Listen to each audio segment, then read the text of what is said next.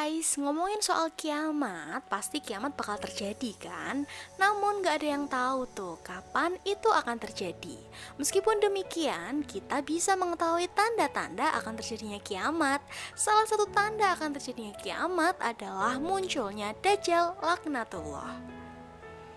Dajjal akan mengelilingi bumi selama 40 hari dan menyebar fitnah di mana-mana. Dajjal akan menebarkan fitnah ke setiap negeri yang dikunjunginya. Namun nih, ada 3 negeri yang tidak bisa dimasuki oleh Dajjal karena negeri tersebut diberkahi Allah Subhanahu wa Ta'ala dan dilindungi oleh para malaikat. Dan berikut ini adalah 3 negara yang dianjurkan Rasulullah untuk dikunjungi jelang kiamat.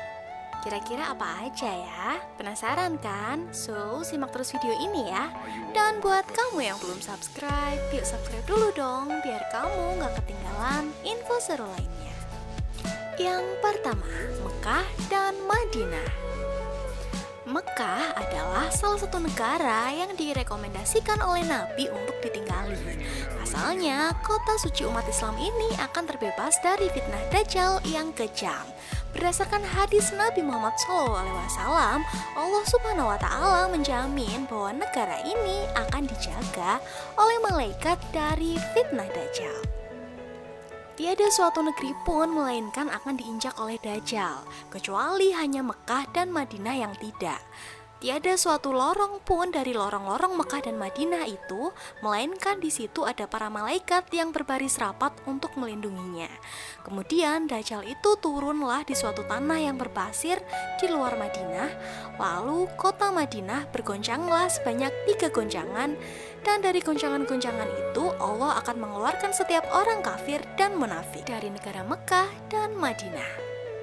Hadis riwayat Muslim. Yang kedua, zaman. Allah juga melebihkan negeri zaman dibanding negeri-negeri lainnya setelah Mekah dan Madinah. Negeri zaman ini mendapat julukan dari Allah Subhanahu wa Ta'ala dengan sebutan Baldatun Thayyibatun wa Rabbun Ghafur, negeri yang aman dan senantiasa mendapat ampunan dari Rabb-Nya. Selain itu, Nabi Muhammad juga merekomendasikan negeri ini dihuni di akhir zaman. Pada akhir zaman nanti, umat Islam pada akhirnya akan menjadi pasukan perang. Hal ini sudah disabdakan oleh Nabi Muhammad SAW.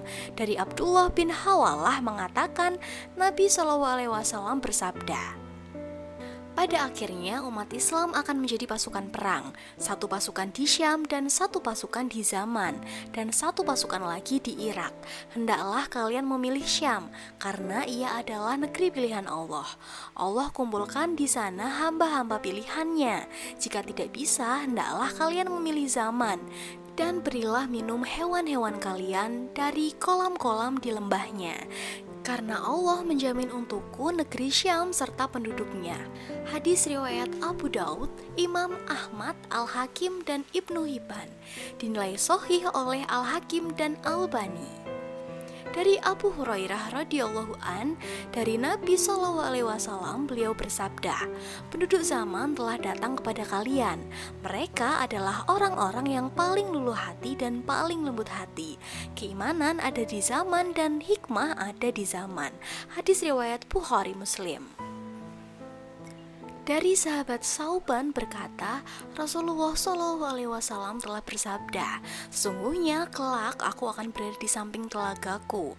Kemudian aku akan menghalangi orang-orang yang akan meminum dari telagaku, agar penduduk zaman dapat meminumnya terlebih dahulu. Aku memukul dengan tongkatku, sehingga air telaga tersebut mengalir untuk mereka. Hadis riwayat Muslim. Dari Ibnu Umar, beliau menyebutkan Nabi SAW pernah berdoa, ya Allah berkatilah kami pada Syam dan pada zaman. Hadis riwayat Bukhari.